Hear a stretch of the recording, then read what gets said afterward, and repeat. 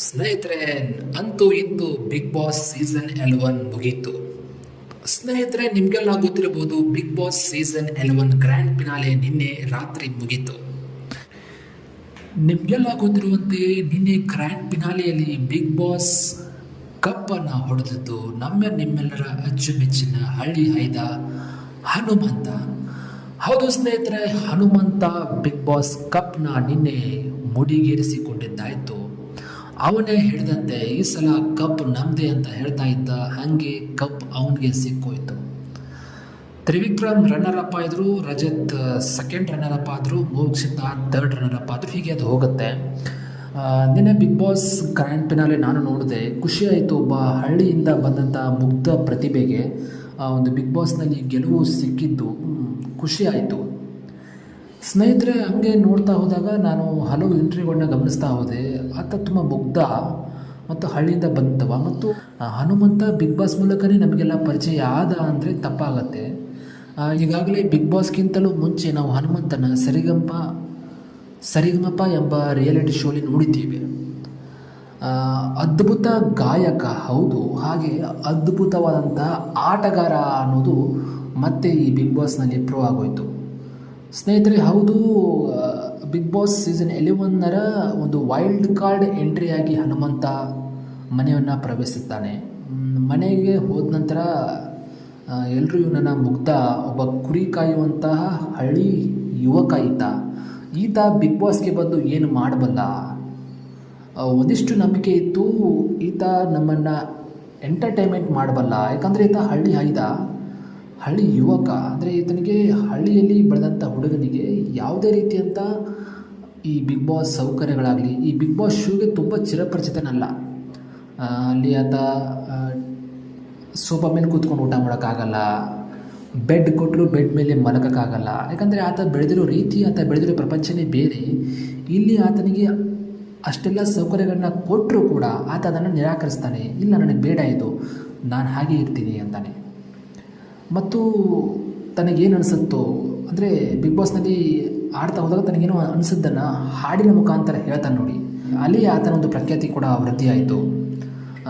ಆತನ ಧ್ವನಿ ತುಂಬ ಚೆನ್ನಾಗಿದೆ ಅಂತ ನಾನೇನು ಹೇಳಬೇಕಾಗಿಲ್ಲ, ಯಾಕಂದರೆ ಆಲ್ರೆಡಿ ಎಲ್ಲರಿಗೂ ಗೊತ್ತದು. ಒಬ್ಬ ಅದ್ಭುತವಾದ ಗಾಯಕ, ಏನು ಬೇಕಾದರೂ ಮಾಡಬಲ್ಲ ಅಂಥ ಶಕ್ತಿ ಇದೆ ಆತನ ಹತ್ರ.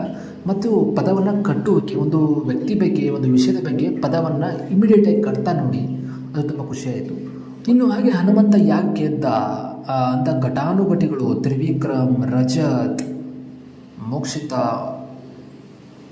ಉಗ್ರ ಮಂಜು ಅಂತಹ ಘಟಾನುಘಟಿಗಳ ಮಧ್ಯೆ ಒಬ್ಬ ವೈಲ್ಡ್ ಕಾರ್ಡ್ ಸ್ಪರ್ಧಿ ಹನುಮಂತ ಗೆಲ್ತಾನೆ, ಬಿಗ್ ಬಾಸ್ 11ರ ಟ್ರೋಫಿನ ಎತ್ತಾನೆ ಅನ್ನೋದು ಸಾಮಾನ್ಯವಾದ ವಿಷಯ ಅಲ್ಲ.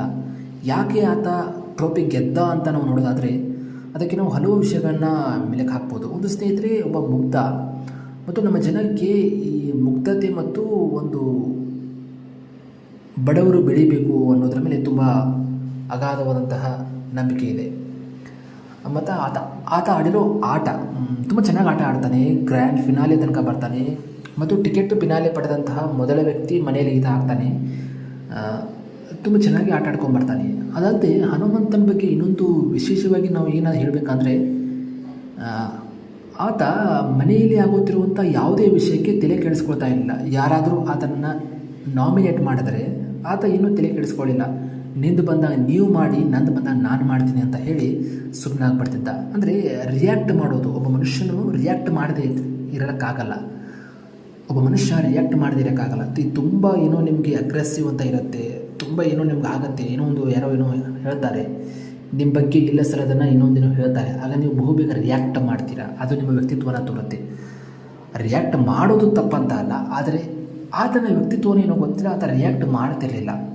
ಫಾರ್ ಎಕ್ಸಾಂಪಲ್, ಒಂದು ಟಾಸ್ಕ್ನಲ್ಲಿ ಭವ್ಯ ಗೌಡ ಅವರು ಹನುಮಂತನಿಗೆ ಒಂದೇನೋ ಏಟ್ ಕೊಡ್ತಾರೆ, ಆಗ ಆತ ರಿಯಾಕ್ಟ್ ಮಾಡಲ್ಲ. ಸೊ ಆತ ಅವತ್ತು ರಿಯಾಕ್ಟ್ ಮಾಡಿದರೆ ಬಹುಶಃ ಬೇರೆ ಥರ ಹನುಮಂತ ಕಾಣ್ತಿದ್ದ.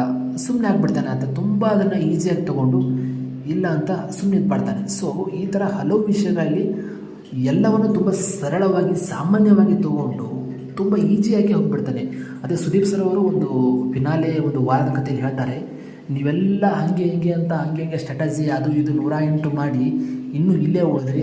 ಅದಾಗಲೇ ಹನುಮಂತ ಏನೂ ಮಾಡದೆ ಸಾಮಾನ್ಯರಂತೆ ಕೂತ್ಕೊಂಡು ಟಿಕೆಟು ಫೈನಲ್ ಪಡೆದು ಫಿನಾಲೆಗೆ ಸೇರಿದ ಮೊದಲ ವ್ಯಕ್ತಿಯಾಗಿದ್ದಾನೆ ಅಂತ ಹೇಳ್ತಾನೆ. ಸೊ ಈಗ ಅದೆಲ್ಲ ನೋಡಿದಾಗ ನಮಗೇನು ಅರ್ಥ ಆಗುತ್ತೆ ಅಂದರೆ, ಹೌದು ಆತ ಮುಗ್ಧ, ಆದರೆ ನಾವು ಅಂದ್ಕೊಂಡಷ್ಟು ಮುಗ್ಧ ಅಲ್ಲ.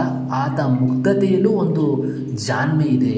ಆ ಜಾಣ್ಮೆಯಿಂದನೇ ಆತ ಒಂದು ಹಲವು ಹಂತಗಳಲ್ಲಿ ಹಲವು ಟಾಸ್ಕ್ಗಳನ್ನ ಗೆದ್ದು ಎಲ್ಲರನ್ನ